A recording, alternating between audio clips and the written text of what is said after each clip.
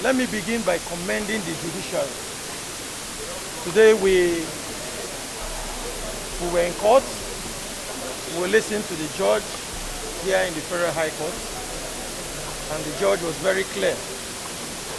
And all that we heard today is pleasing in our ears. What has happened today is a further confirmation of previous judgments, previous injunctions, and orders of other courts of competent jurisdiction. The most important thing is that our adversaries, those who do not want the rule of law in Rivers State, are hell-bent on taking us out from our seats. But what we have heard today is a confirmation of previous judgment, like I said, and it clearly shows that the office of the Speaker of the Rivers State House of Assembly is not vacant, is not in contention. What has happened today is not new in our ears, because we know that the Rivers House of Assembly, under my speakership, is the only Rivers House of Assembly known to law, as we have always said.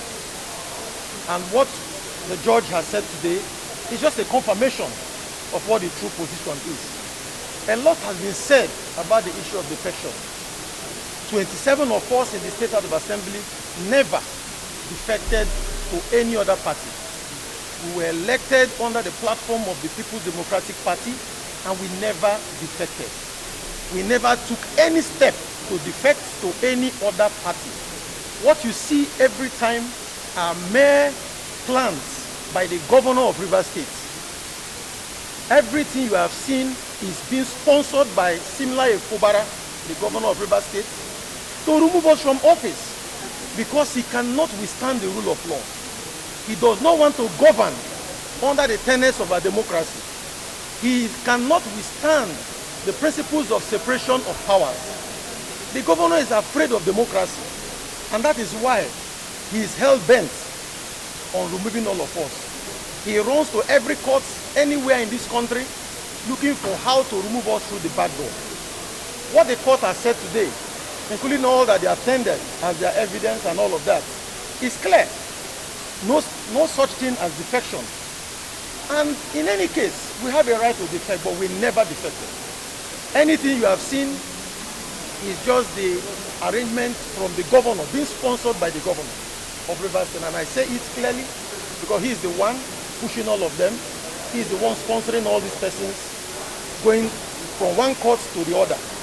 But I can tell you, the only way our democracy can be sustained, the only way the dividends of democracy can get to our people, is when you have the rule of law in place. When we allow separation of powers to have its way, when you allow the legislature to function, when you disallow the arbitrariness coming from the executive, particularly from the likes of the governor, who do not understand where the boundaries are between the legislature and the executive. So, but we are glad that the court, the Federal High Court that has the jurisdiction, has once again spoken. This is not the first time. We listened to the judge. The judge made references to previous judgments, previous orders from different courts that the governor of Rivers State has failed to respect. We know he will also not respect this judgment because he has sworn not to respect the Constitution of Nigeria. Emanated has sworn not to respect the Constitution. He has sworn not to respect judgments of the Supreme Court, of the Court of Appeal, or the Federal High Court.